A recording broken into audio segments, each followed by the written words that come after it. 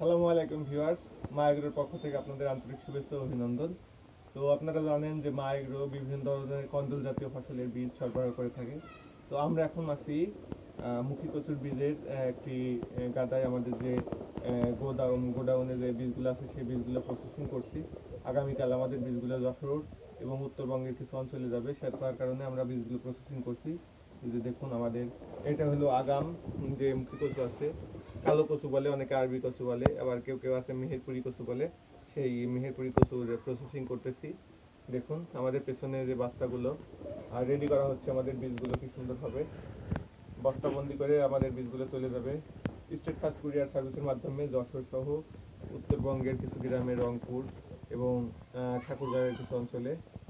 তো আপনারা যারা মুখী কচুর বীজ নিয়ে দ্বিধাদ্বন্দ্বে আছেন যে কোন বীজ নেবেন, কোথা থেকে বীজ নেবেন, অনলাইনে বীজ নিয়ে অনেক সময় প্রতারিত হন, তারা আমাদের থেকে বীজ নিতে পারেন। আমরা বিগত কয়েক বছর যাবৎ এই সুন্দর সুন্দর হাই কোয়ালিটির মুখী কচুর বীজগুলো কুরিয়ারের মাধ্যমে সারা বাংলাদেশ পাঠিয়ে থাকছি।